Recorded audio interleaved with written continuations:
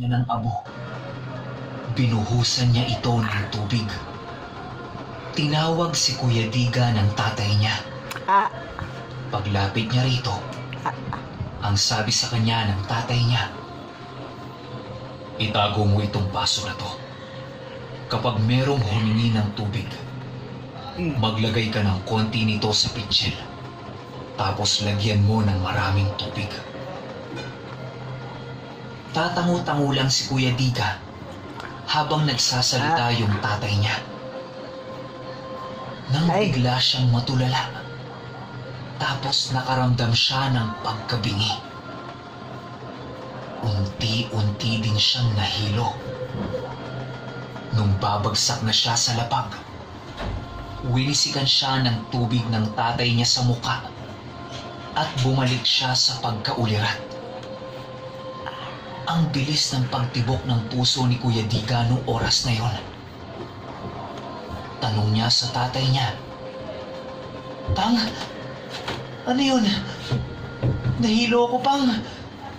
Nandilim yung paningin ko." Ang sabi ng tatay niya sa kanya, huwag niyang lakasan yung boses niya. Baka marinig sila ng nanay niya. Hinila siya ng tatay niya sa labas ng bahay nila.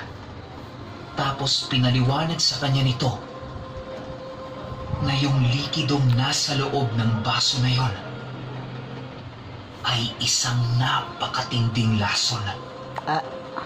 Kayang-kayang pumatay nito ng kahit na sino. At makukuha mo lang ang laso na yon sa ibang dimensyon. Tanging matataas na uri lang ng engkanto ang merong ganon. At ibinibigay lang nila ito sa kanilang kakambal o mga manggagamot na tumutulong sa kanila.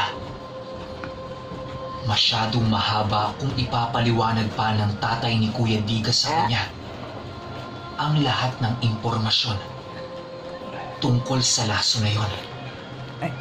Baka kasi makahalata yung nanay niya.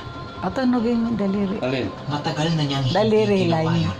Huwag bali Dahil nangako Ilan. ito sa nanay niya na magbabago na siya at hinding-hindi niya na ulit gagamitin yung laso na yon. Kaso lang, Tama na, puro ka. nung 3 buwan pa lang buntis yung nanay Ayos na niya, ba?